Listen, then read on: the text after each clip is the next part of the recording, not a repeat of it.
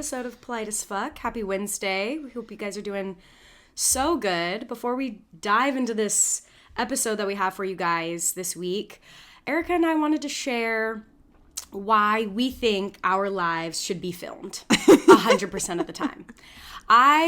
Side note, I do fully believe that we should have our own TV show at some point, so make that happen, everybody. That's my side note. But the reason for that is because the things that we encounter and that we see are just interesting. It can't be normal. It can't be. No one else. I just don't understand it. No. It just doesn't make any sense. So before, what was the first thing? Oh, Friday, trying to this sell all happened on Friday. Oh my God, you're right. Everything we're about to talk about happened in one day. In one day. You're absolutely right. Wow. See, all the crazy things. And I'm thinking it's been like weeks. Like we need to space it out. No, it was just a day. Oh my gosh. Yeah, so I'm selling my car. Well, I sold it. Yay. Yay, finally. And Ellie got up early with me. We tried to sell it to this one guy. He drove it around a bunch. And he was like, nah, I'm not going to take it. And then as we got home, this other guy was like, can you meet right now? And I was like, fine. And then we met at this Target that's near our house. And he pulls up. He's in this like really nice Toyota. And he gets out of the car and he's like, it's fine. He's a short king. He was just like unexpectedly short. Like my height. Like Ellie's height. And I was just like, which is insane. I was like, oh, hey, how's it going? And he was like, yeah, I'm a mechanic at the Toyota dealership. And he whips out this machine that's like, he said it was $5,000. And he plugged it into my car. And he proceeded to teach me all the things that were wrong with the car, showing me all the spills and the mixing of oil. And I was like, oh, wow.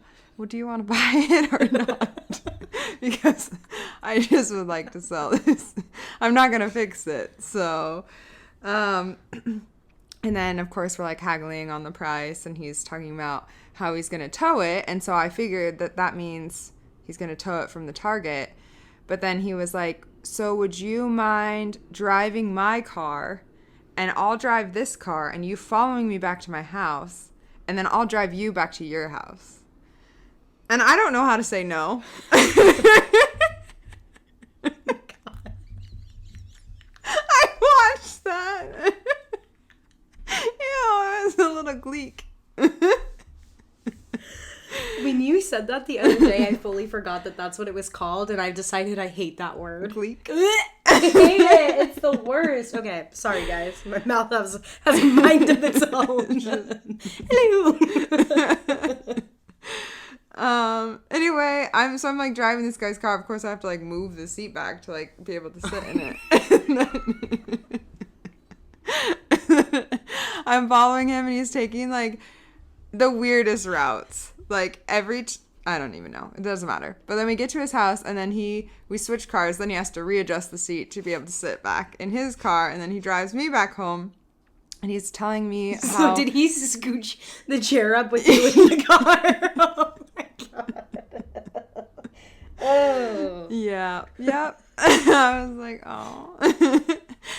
But then he's telling me how he's going to buy a house here and how ever since his wife left him, he's been saving money. And I couldn't tell. I'm like, are you telling me this because you need a vent? Or are you telling me this to like try and gauge if like I'm single? Because he kept asking, like, he was like, can I get your number? So like for the DMV. That's like what he said. He just said, can I get your number? So like for the DMV. And I, again, don't know how to say no. So I was like, yep. And I put it in his phone as Erica Camry. And then he drops me off at our house. I'm like, you have my phone number. You know where I live. You literally have everything on me. So at this point, whatever. And he's like, oh, I forgot that I have a scanner, a code scanner. Yeah. Do you want it? And like, I don't know. I was like, sure. Again. And then he was like, do you know how to use it? And I can't lie. So I was like, no. So then he gets out of his car and then he's showing me. He's like making sure that I can see where to plug it into the car. So I'm like really like squatting on the ground to like look at him plugging it in, and there's nothing wrong with his car, but we have to wait for he's like sitting there waiting for the whole thing to do the scan. So we're both just like squatted on his door. And I was like, awesome, thank you. And then I left. And that was my car selling experience. Well, you just came in. I had texted you, like, do you need me to come pick you up? And you're like, long story, but I'll be home later. And I was like, okay. That's weird. I'm driving around the whole town with this man. Yeah, apparently. And then you come in with this, like, thing wrapped around you like a scarf. And I'm just like, and you just come in and you're like, everything in my life should be filmed. And I'm just like, what happened? Like, I was like, this is just so weird. I've never had this experience. And I've bought a lot of old cars, so I've sold a lot of old cars. And I've never... I mean, that's great that he gave you that thing. It might come in handy. I might need it. You never know. Yeah, if you want to scan your car, I have Want it. to show me how to do it? I don't remember. Squat behind my car. Press enter, and something you can pick engine or something else. I don't really care at this point. I feel like it's all fucked up. But that was just the start That was of our the morning. trip. Yeah, I feel our trip. It feels like a trip.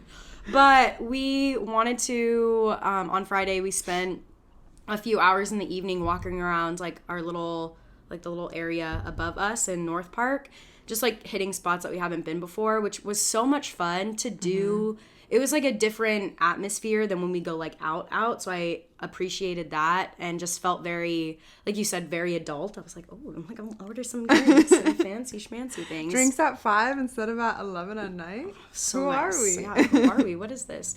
But of course, the ratchet in us has to come out. So we go to like one of our spots that we've been before, which is a little bit on a more of like, I wouldn't say our vibe because we're very different. Like it just depends on the feeling, but it's just a little bit more like twerking music. Twerking and hanging out and getting not fancy cocktails, just like your tequila, and that's about it. And so we're sitting around and it's pretty like late. It's like 11 and no one is dancing. And I'm like, okay, if no one's going to dance, like I'm ready to leave. I'm ready to go home and relax. And this gentleman comes up to our table and we attract the most interesting people. And so he sits down at our table and I honestly don't even remember what he looks like. I just remember his voice and I was thoroughly annoyed. Oh, yeah. Because he sits down and he turns to both of us and he turns to Erica and he's like, hi. And he turns to me and he literally, I'm not even kidding, this is why you guys need to watch the YouTube, was like, ah! I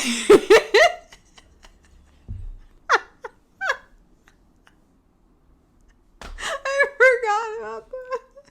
So I'm pissed the fuck off because I'm like, what the fuck does that even mean? And he goes, to Erica, you seem really welcoming. And then again, he turns to me and goes, Ma! I almost killed this motherfucker, I swear to God. I was like, if you're trying to call me ugly, that's not going to work. I don't understand. And then he was like, I'm aggressive. Or no, I don't think he used the word, I'm intimidating. Intimidating. Yeah. And he was like, kept saying it over and over and over again. And then he proceeds to tell us the story. He was like, I need to get your guys' advice on whether or not I should stay with my girl. and then he says, so I have about 4 kids, all of them with different women. This latest one, she put me in prison actually. And I just got out. She lied. She said all this, but she's my baby mom. She actually is the mom of my 2 youngest kids, and going on and on and on about this girl and him and how he got out of prison and all this stuff. And then Erica goes, what are you asking? What do you need? I didn't understand. But he kept saying like, well, I don't know. I'd actually, you know what? Never mind. And we're like, no, say it. Like, if you want our advice, we'll give it to you. And he was like, and Erica goes, if you want the real truth, go to Miss Intimidating over here. She'll lay it out for you. And he was like, well, like, should I stay with her? And I'm like, are you with her? He's like, well, like, it's complicated. It's complicated. I remember just saying, is she a good mom? And he was like, oh, yeah, the best. And I'm like, well, are you a good dad?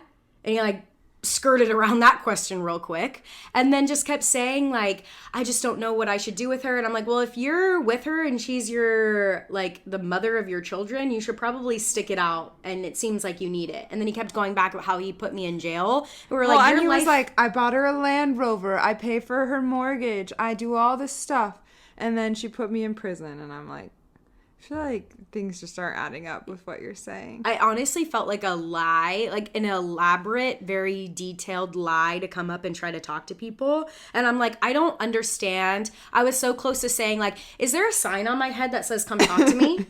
Free advice? I'm going to start paying people. You mean having them pay you? Yeah, that's what I mean. I'm going to start paying people to come talk to me.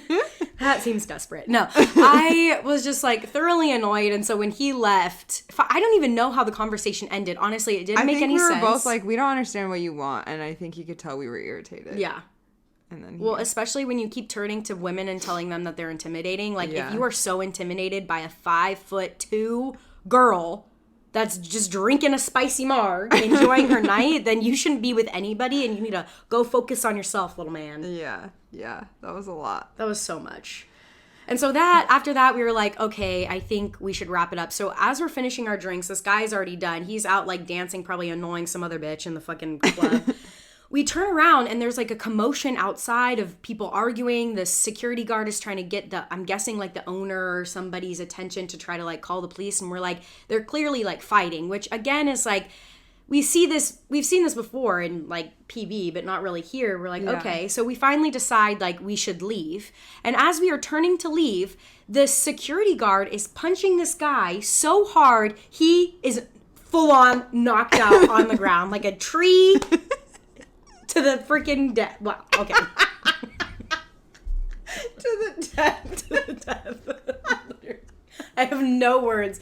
It was crazy. I don't think I've seen like a knockout on like in actual boxing on TV. But to see it like that. To see it live with this guy that was just, nothing left in him. And it's not, I mean, like, obviously, like there's concrete on the floor, all of these things, like you're around, it just like you could hear it, and he kind of like went on his heels and like slowly went down. That's what I mean by a tree. Anyway, and he literally is sprawled out where we need to exit. So as Erica and I are leaving, we have to like step over him, basically like weave our way around this whole situation, and we're trying to find our Uber, and the guy gets up again and is so fucked up that he is like stumbling to try to fight the other guy and rams right into one of the windows in the store that's like next to the place that we were at. I mean, it didn't shatter or anything, but you could like hear it, that we're like, okay, we just started kind of like running away to find our and Uber. Did you see there was like these like Mexican gangsters, like those 3 guys that were like clearly a gang, like in something that were like tried to get themselves involved into it. Like, I don't even think they were out there, and then they saw that there was a fight, and then they came out, and I was like, what is happening? But what was also like a little, not annoying, but when the guy got hit and he got knocked out and was on the ground, literally a swarm of men with their phones went into the guy's face, like videoing. I'm like, what? This is I know. So annoying. It's like, what are you going to do with that video? It all happened so quick that when we got into the Uber and it just like all the silence came in, it was just like, what just happened? Yeah, that was our Friday. And that's our life. That's why it should be videotaped, because it was so insane. People have no chill. No.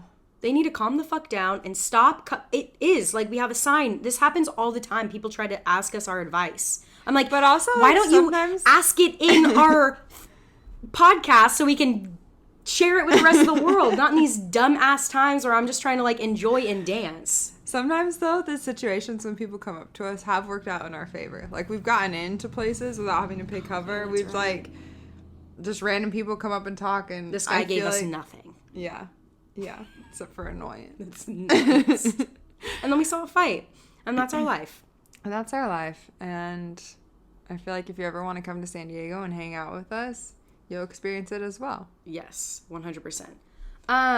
Erica and I also wanted to share with you guys, finally, after we've been thinking about it and talking about it, and if you guys have tuned into any of the episodes previously, you've heard us talk about us being bold and like putting ourselves out there in the sense of dating. But I think this can go for a lot of different things, of just like kind of stepping out of your comfort zone and getting a little bit more confident in your life and in social settings or in public settings. And so for the month of November, Erica and I have decided to do a Be Bold challenge in the form of bingo. So if you guys don't follow us on Instagram, you should. We'll post it. But we created this bingo card that has a whole bunch of different fun little activities and things for you to do to put yourself out there for the month of November. So our goal was we wanted to start doing it when we went out, but I don't think that opportunity really presented any good things. But once we did post it on our story for you guys to see a few days ago. But we'll post it on our Instagram as well so that all of you guys that would like to join can join, as well as share your, I'm sure, fun and funny experiences that are going to come of that. Some examples are like, there's one that's like, give your number out or like ask for someone's number. But there are other ones that are like, go to a coffee shop without any distraction. So it's like a wide range of different things that you can do to challenge yourself. Yeah, I feel like even though it was made with kind of the intention of like, we want to be on the dating scene, not on the apps, it's also like you said, to build confidence in public settings more. Because I feel like there's been opportunities like we talked about with the surfing or something where it's like, I think it's just a muscle that you need to practice using. And when you don't use it, it's like really intimidating to put yourself out there in those settings. And I don't want to be like that guy and just make up lies to come talk to people. Yeah, so. That was crazy. That's not one of our bingos. Go tell someone you were in jail with your baby mama and ask for their number or whatever the fuck. No, that's not one of them. So it seems like a lot of fun. I'm excited to participate. I think it'll be really good for me personally just to put myself out there a little bit more. And it gives me this like, I'm doing it for something. Like it kind of hones in on my competitive side of like, I want to get bingo or I want to do all of the things on there. Blackout. Yes. So that is what my goal is, and I'm looking forward to it, and it's fun. We're fun. I love it. This is so creative and so fun of us. Not to like toot our own horns, an episode on it. So if you participate, you can share your stories and we can tell them on the podcast. Yes, which is always super fun. Should we dive in? Let's do it. What are we talking about this week? We a while back put on some topics on the Instagram, and one of them was around building a training plan. And not that we are experts in fitness, but we both were athletes our whole lives, and I think we have an understanding of like balance and training and what your body needs and how to fuel yourself and listening to your body and blah, blah, blah. And I recently signed up for a half Ironman. Whoop, whoop, which I'm so proud and excited. And Ellie might do it too. But I've done one before, like in college, and I feel like I have a very different mindset now than I did at the time. And I feel like because I was so, I don't know, it felt like if I like trained with people or if I like did other things, then it like took away from my accomplishment in a way, which I feel like is just like an immaturity that I had at the time. Whereas now, like, I'm so stoked that you've been swimming with me because that just makes it so much more enjoyable. And like, we have other friends who are doing it too, and they're wanting to like plan when we can ride our bikes and when can we go for a run. And I'm just like excited to do these things with people that I care about. And so I feel like that is different than the training plans that I've had in the past. You just sparked something in my mind of, yes, we were athletes, but I think swimming is just so different. It's kind of like track, I'm guessing, because it's technically considered a team sport and you can do team things like a relay, but it's really you in your head. And that's really all it is any challenge that you have to face, you kind of have to face it alone. You train together, but it's your own body, your own kind of mental state that is getting you through the water to push yourself. And I always have kind of like felt that. And so now that we've gotten a little bit older, I never liked working out with other people because I get competitive. In the past, it's when I get pinned up against people, it gets to the point where I'm like, okay, go, I'm done. Like, I'm going to do the absolutely bare minimum. And I think now just grow, like you said, the maturity piece of like growing up has just made me realize like it's so much more fun when you do it with people. And it's just more fun now that there's not this like dumb ass pressure being placed on me that I have to like get to these events and get to these meets and go to qualify and go to college and do all of these things. Like now it's, I am swimming or I'm doing whatever, I am working out or I'm building my own training plan based on what is not only necessary but like fun for me. And so I think that is where I'm at when it comes to like, you know, our like swimming past and how to incorporate that into like a training plan now. Yeah. And even if fun isn't the right word, I think it's like motivating too. Like when we were doing this, we did a swim set the other day that was like pretty just like boring, honestly. It was like very repetitive. And I feel like if I would have been by myself, I would have been able to talk my mind into being like, just do 6 and it's fine because you did it. But I was like, I know Ellie's also swimming, so I'm not going to cheat and like I'll do it. And that was just like motivating. And I feel like it's similar in other aspects too, when you know someone else is also, even if you're not at the same time or you're doing different workouts, if someone's working out at the same time, I think that's motivating. Yeah, that accountability is so helpful. It's so nice.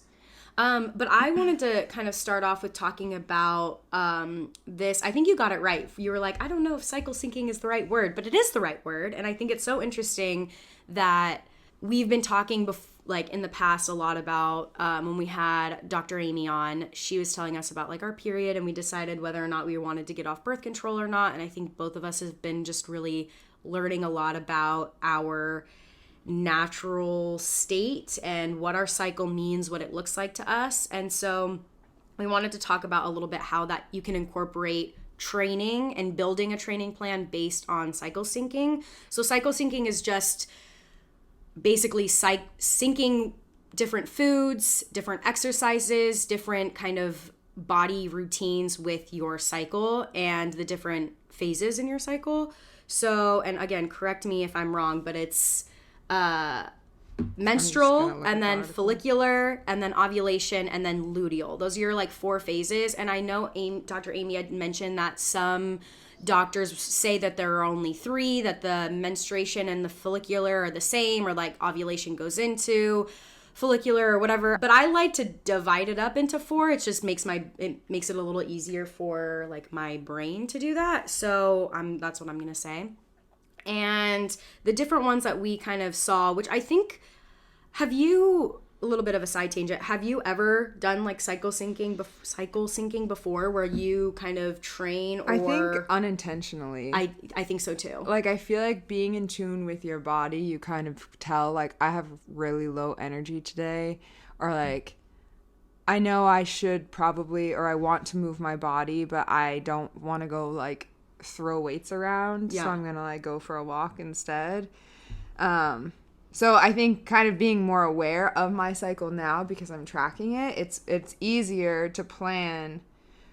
I guess I didn't preface with like building a training plan, which you can pick an event to do, or if you just have like a goal in mind, is very similar to budgeting, I think, in that if you don't map it out or write it down, it's so easy to just not do. Mm-hmm. Or get lost in the sauce. Like you're just like, what? Where am I? What have I been doing? What is my goal? What am I working for? Yeah. Like lose sight of everything really quick, I think. The other day, the beginning of this month, I sat down and I wrote out what workouts I'm going to do and when are my off days. And that's mapped out, and I've stuck to it. It's only, 6 days into the month when we're recording this. But, like, it's been so easy because I just know what to expect the next day, and that's what's happening. Instead of, like, it's almost like that decision fatigue, you know, of, like, oh, now I need to pick out my outfit. Now I need to, what's the weather going to be like? It's like, no, this is what I'm doing, and I already know that, and it's planned, and there we go. And I get up and I do it. Yeah. Type thing. So it's, like, taking that extra time in the beginning of the month, or with your cycle, like if you're tracking it, knowing when things are supposed to happen. Yeah, seriously. Then you can like tentatively map out like, okay, this week I'll plan to like use my yoga pass, and this week I'll go for walks, and this week I'll strength train or whatever. Yeah, I think definitely the first step to both of those is one, like set a goal. So you had said like yours an Ironman. I think for me, right, as much as I would like to do a half Ironman, I mean, we'll see, you never know. But even just like a goal within yourself, it could be something tangible as an event, which is kind of the easiest way because it feels like you're working up to something, or just like your goal of, you know, a certain weight that you want to lift or a certain set of miles that you want to run every day or to get to. So having like a tangible goal that you can work towards is helpful. And then when it comes to cycle syncing, like this really only helps if you're tracking your cycle and making sure that you're on top of it, which again, if you're anything like me, which I guess it means that I'm not super fertile, which great. But it's like I'm so not what's the right word? Irregular? Like, so irregular. So it's been hard, but it's still trying to track it and use some of those apps. If you want to go back and listen to that episode with Dr. Amy, she has mentioned a few apps that are free to track that both of us use now that has been like so helpful. But I think that's like a good place to start when it comes to everything like this. Yeah. Kind of getting a rough idea of what's going on in your body. What are you working towards? How far out is it? This was the other thing we were talking about is like, if the half Ironman was next month, I wouldn't have signed up for it because I know where I'm at physically, and like, not that I don't think, sure, maybe I could have done it, but it would have been a miserable experience. More of like, what's realistic? Like what's something that's going to be challenging that you can train for, but that you'll like feel good about accomplishing, whether that's like a half marathon or a 10K or whatever. I feel like know where you're at with your body and your training. Have you been working out at all? And maybe setting smaller goals too of like, this month I want to be able to run 3 miles without stopping. And there's so many like things on Pinterest or other like training plans that you can look at, and then just like, you know, your schedule, mapping that out for what works for you. And you don't have to follow any of those things to a G. I think it's like you create your own based on what time you have available and what you enjoy. Can do. Yeah. Like if I ran every day, my knees would fall off of my body. Yeah. Be in so much pain. Yeah. So it's like alternating, okay, I'm going to do strength training this day. Or knowing like if your body is hurting, like if my knees do start hurting, then I'm going to switch out a run day with a spin day or something. Mm-hmm. Yeah. Which I find that so hard. It's a little easier now that I've been out of the pool for a long time, but it was so ingrained in me that I had to do this every single day. Like, this is what my life looked like because this is what it meant. And sure, we had like our dry land or our strength training, which we would do, but it was only like twice a week. Everything else was like swim. And so when my shoulders would hurt and I would like have literal tears in my shoulders, the only other option was to be like kicking with a kickboard and some fins. Like, it wasn't just to like take a pause. And even though like doctors would say that, or even coaches, it's like I wanted to be in the pool. Like, I didn't want to lose this precious time for some crazy reason that I was just like, go. So to break out of those habits now and recognize like I can still get a good training session in, whether it's like full out sprinting in the pool, doing this long ass run, or even some days like now when I'm on my period where I'm like, all I want to do is lay in bed. What can I do like in bed? Like, okay, yoga, put in some headphones and just do this like flow really quick. And it still counts. Cause sometimes I get hung up on like, did this workout count? Like, did you sweat? Did I sweat? How hard, like how high did my heart rate go? And I think really breaking those sometimes negative things that have been like taught to me and that I've told myself over and over is almost like breaking free, and allows me to like have a healthier body and a healthier like relationship with these workouts that I do. One other thing I was just thinking of in terms of like picking a goal, and I don't want to say you should or you shouldn't do something, but I think that if you want to fall in love with fitness, or at least like just be stoked that you did something, it should not be a goal based on physical appearance. Say it louder. Because I think about all the times I've set goals of like, I want to lose 10 pounds, or like I want to have visible abs.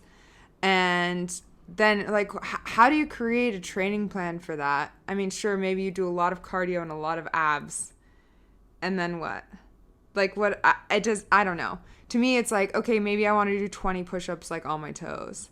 Like that is a tangible goal and something you can accomplish, and your body will transform and your muscles will be toned because you are doing that, rather than like, not, maybe it's not self-hatred, but and anytime I've set those goals, it's coming from a place of like hatred towards myself. 100%. And I've done that way too many times to count. Mm-hmm. Of just like setting this, or to be, mine was I would keep clothes that don't fit me, and I would put on horrible. Like it's like traumatic. No. I had these shorts that I wore when I was in like, God, like I honestly think like 5th or 6th grade.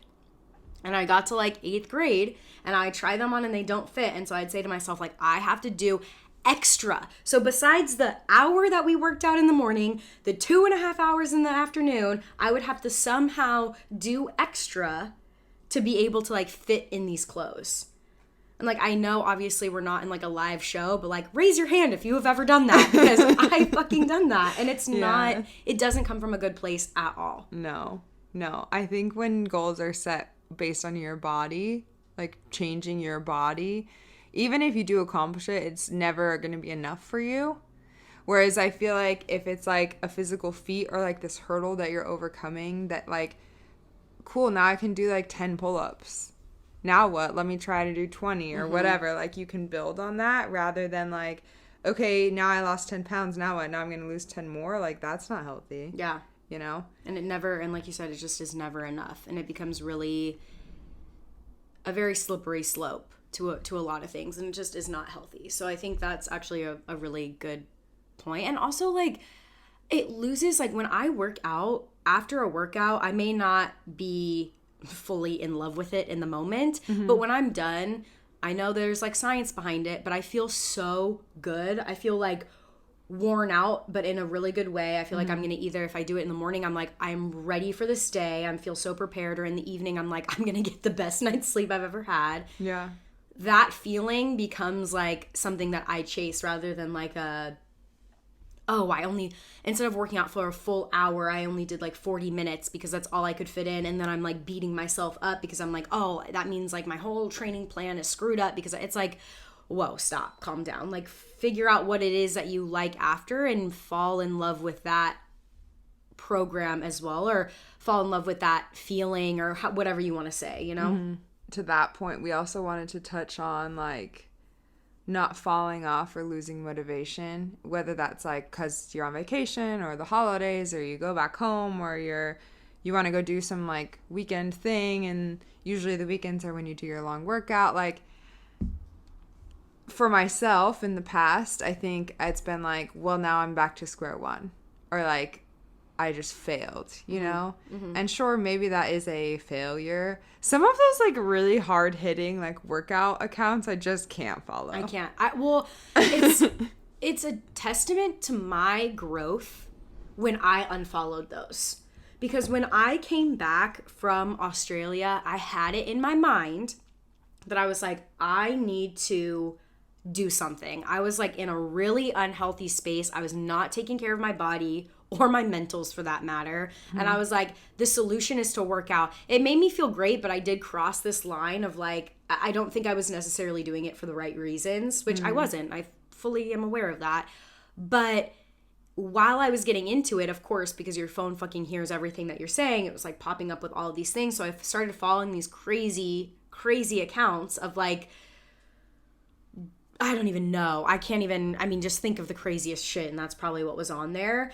To then get back into working out and decide like, it is not healthy for me to see you do that or look like that right now. I can't. It's not good for me. And to be able to unfollow and still be able to go to the gym and work out and have like a healthy balance, I was like, I feel so good. It feels so nice, so refreshing to just like, I don't have to look like that. I don't have to do that move, whatever move that was, or whatever it may be. It was just like, okay, that in itself, I think, was growth for me. Mm-hmm.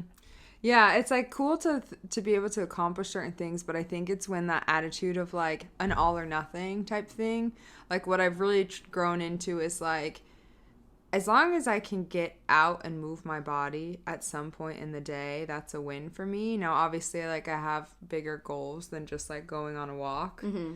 But sometimes that's all I can do. Whether it's like everything else that's going on in the day got away from me, work was crazy, car problems, whatever it is, like if I can be like, okay, I'm going to try and like get my step count in or something else, you know, like whatever the goal is that I'm trying to at least like move. Yeah. Or to your point, like do yoga. I think it's not a failure. And if you like miss a day in your schedule that you made for yourself this month, like that's fine.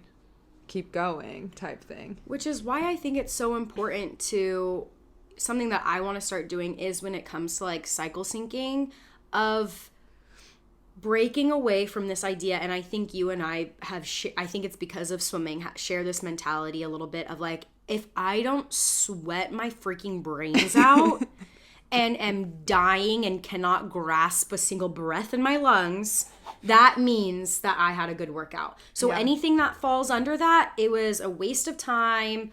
Or it was just like, that was like a warm-up. Like, yeah, that was a warm-up. A workout. And it doesn't, if you're like tallying your days as I used to do, like, okay, I have to work out 5 days, it won't count as a thing. So I'm like, I need to break away from that. And I think cycle syncing is really helpful. So I just quickly, before we dive into a little bit more of what you can do during the holidays, of things that you can do, like specific examples. So when you're on your period, when you're on your like menstrual phase, doing low impact things such as walking, gentle yoga, your stretching, a little bit of mobility here and there is really helpful. In your next phase, which is follicular, I really hope I'm saying that right because that's just what is coming to my mind, is a little bit more cardio. So when you're running, you're swimming, a little bit of your HIIT workouts will do well in there. For ovulation is way more heavy heart rate, so way more HIIT, even cardio, but what am I looking for? Strength training, but also, what's that thing?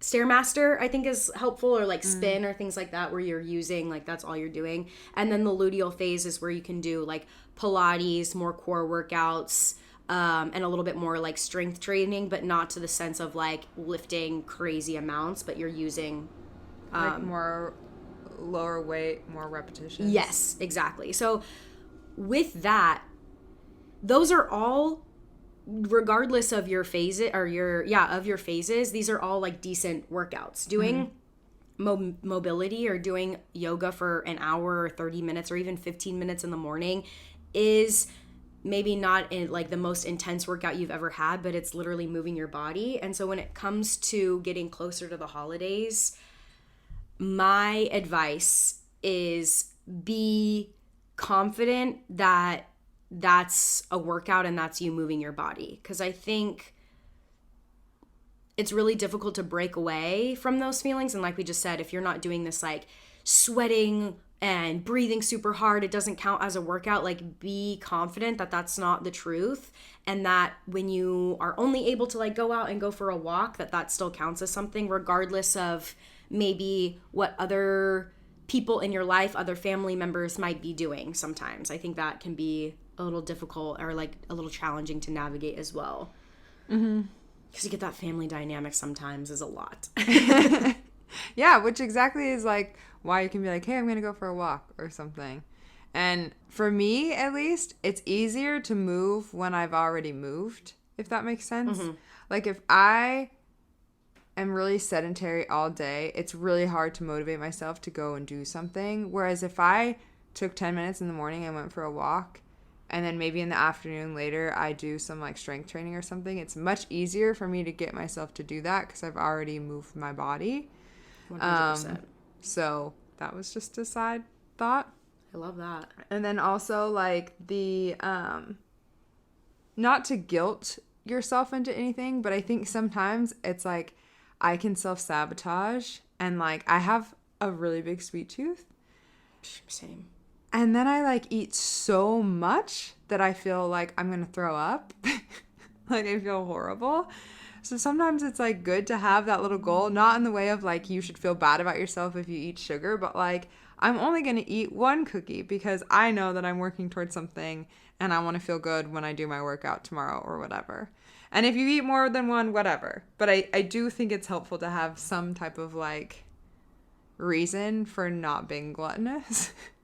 Well, my goal, or like something that I tell myself, is like I eat until I'm full, regardless of what that is. When it comes to Thanksgiving or Christmas or these holidays that are rolling around, I find myself like, I'm never gonna, it's gonna be a year until I get this kind of food. So I have to like load my plate up and have like this pumpkin pie and apple pie, because you never get them at the same time. Or like, you know, like I make these like little conversations in my mind of like reasoning on why I'm making these decisions. And like, I think I've gotten to a place where I have a little bit of a healthier relationship with food. So I don't think anybody should be doing this of like, oh, I'm not allowed to eat that, or I can't eat that. Like, that's not healthy and we shouldn't do that. But to the same thing is like just loading it up because I'm never going to get that food again is just as bad as like, oh, I can't eat that. I'm not allowed to eat that. So allowing myself to enjoy these delicious foods, but like stopping when I'm full. Like if my plate is not done, or like if I'm on my seconds, thirds, or whatever, the fourth C's, or whatever the Lord of the Rings hobbits say. Have you ever seen? Oh my God. Okay. Well, for my nerds out there, you get it. 11 Z's. I think that is where I like tell myself, it's like, okay, I'm full. That was enough. This was delicious food. And I was able to have not only like the main course, but like desserts as well. But now my stomach is telling me that I'm done. I've enjoyed myself. And if I eat any more, like you said, I'm going to really not feel great tomorrow or in a few hours. And then I feel like the cycle continues of I wake up and my stomach is so full I can't even drink water because I've eaten so much. I'm not going to want to go on a walk. I'm going to want to lay down. And then the cycle continues that because I didn't move all day, I'm not going to want to move when it comes to 4 or 5 o'clock. So remembering that as well. I think I interrupted you. Sorry. No, you didn't. I think it just goes back to what I was trying to say in the beginning of with the Be Bold challenge of it being a muscle you have to work. Yeah. I think it's similar to like, you can't expect that on the holidays you're suddenly going to have all this self-control or like motivation to do things if you haven't exercised that muscle the rest of the year. Yeah. Yeah. I totally agree with that. And I also think too, I don't know what people's, life is like when they go home, but you can always go for a walk. You can always like stretch in your room or wherever you're at. Like there are things that you can do regardless of like your accessibility to a gym or a yoga studio or something like that. Like being able to use the earth I think is really helpful, or like go out and find like a hike in your hometown or somewhere that you're staying that you've never done before, which can not only move your body but kind of give you some clarity. Because I know, and we've talked about this last year too, of like sometimes the holidays can be a difficult time for a lot of people. So I think when it comes to the mental side of that, again, if you continue to work these muscles before the holidays of getting yourself into a routine and feel good, you might feel a little bit better when the holidays come and you really don't want to do anything. Your body is already on this like kind of rhythm and routine of like, okay, I need to go do my 10-minute walk to go walk the dogs out. Like those kind of things can really be a savior during these times of the year, I think. Mm-hmm. And you can invite your family too. Yeah. Or your friends. I just wanted to also add just a few tips. Again, I'm not certified to give any advice on this kind of thing, but that's what I like to do anyways, of just some things that have helped me a little recently, of just like learning my body that have seemed to be really helpful when I'm building my own training plan.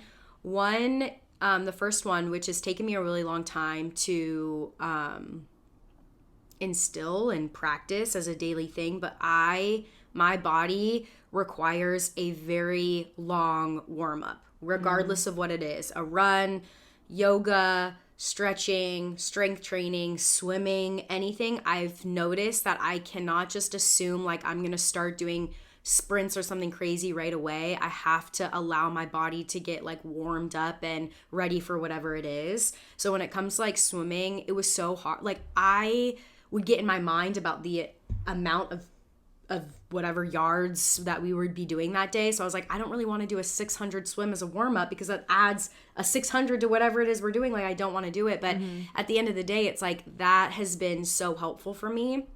And when it comes to like strength training, I'm on one of my programs that my aunt and I use, and she gives like a mobility set before everything. And when I first started this training program, I would skip that entirely and I would just do like a few jumping jacks and high knees and then go right into working out, and then 2 days later be like, why do my knees hurt? Why do I have this like ache in my back? And it's literally because I'm not working out. Or the change between when I would do this like quick mobility set, which sometimes is so tedious and may take like 20-30 minutes, but if I have the time, literally I have the time right now, I do it. And the difference between like these actual like what my body is able to lift or accomplish, is the change is insane to me, like the difference of what I'm able to do. So I have to really even now I like really have to tell myself, like, you have to warm up if you're gonna do this that you want to do. You cannot just like dive in and go for it. You have to be able to make the space and time to warm up. I think it kind of goes back to the mentality that we've had around, like, if you're not sweating, you're not working out. So when you're like, I have an hour to work out and then I'm going to spend 15 minutes of it stretching, it's so like hard. It cuts into my workout, but it actually doesn't. It makes really your workout better. Absolutely. And I think recently I never knew how important mobility was, and I think maybe like with, you know, social media and things like that, or just more and more people becoming a little bit more aware of what's healthy. Again, because I'm not sweating, I feel like I'm not doing anything, but my body feels so good when I do specific mobility training. When it comes to, like, for me, it's my hips and my lower back are just like out of control tight, and I kind of rely, then my knees start to hurt, and I think like, well, why are my knees hurting when I'm squatting or when I'm doing these things? Like, I don't understand. And I think a lot of it has to do with my mobility. And so being able to schedule out some time to do that, I even sometimes make that my training, like part of my training plan, meaning like, instead of, for example, okay, every other day I'm going to go to the gym, so when I go to the gym I need to spend 30 minutes of mobility. Some days I'll just be like, okay, it's my off day, instead of doing like yoga or something like this, I'm just gonna look at some like hip mobility exercises on Pinterest or on some accounts that I think are healthy for me to like stay connected with, and do those. And even though I'm not sweating and I can literally wear a regular outfit, you know, I feel so good when it's the next day where I do go to the gym or I do get in the pool or something like that. So I think those are, I think, the two most like important lessons or tips that I can give people to start out with, just because those have been challenges I faced growing up or being an athlete, and now like being in my like mid-20s, older 20s, of just like, okay, my body's changing, my back hurts now, what are ways that I can take care of myself so that I am fully able to do and use my body all the way until I die. So those are my two. I love that.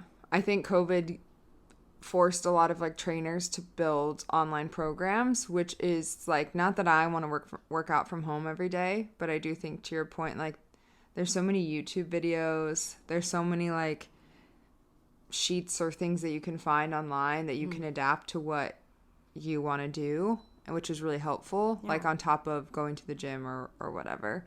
And I do think, like, to the point of writing out a month of workouts, you don't necessarily need to do that for the whole month. Like, you can do it at the beginning of your week. It's more of just like a routine thing, like building that into your routine, I think, is what building a training plan is. Having a plan. Literally, having a plan for what you're wanting to do with your fitness. Because otherwise, if you're just like, I really want to swim, but you don't ever like decide what days that's going to be, and then on a whim you're like, oh, I'll go swim today, and you don't have you're not going to be building that muscle or really progressing in that, because there's no consistency there. And once you do build that, then I think you can set bigger and bigger goals for yourself and do really cool things. Absolutely. I love that. Okay. I just want to reiterate too, I know this episode was about building a training program, but as far as like working a muscle, I'm so excited for this Be Bold challenge. I really hope everybody that's listening to this episode goes and follows our Instagram account, because we'll post it on there, and comments and share some of their stories, and really go outside of your comfort zone, as we both are going to do this month, and put yourself out there to try new things and meet new people, regardless of like if it becomes like a relationship or a dating or a date, but even just like friends. Like, I'm just excited to see what happens and how this kind of kick starts into next month and then the following month, and kind of wow, just builds this muscle of like, I'm going to be more confident and be bold. Yeah. Or like, I've done this before, so I know it's not that scary. Because I think sometimes you build it up in your head of like this being terrifying. 100%. And then it's like, okay, I did it. Yeah. So as well as building a training program and building those muscles, you guys are also going to look at our bingo plan and build that muscle. See what I did there? I tried. I really tried. I love it. All right, guys. Well, you know where to find us. Polite as Fuck on all social media and podcast places and YouTube. And we'll see you next week. See you next week. Love ya. Bye.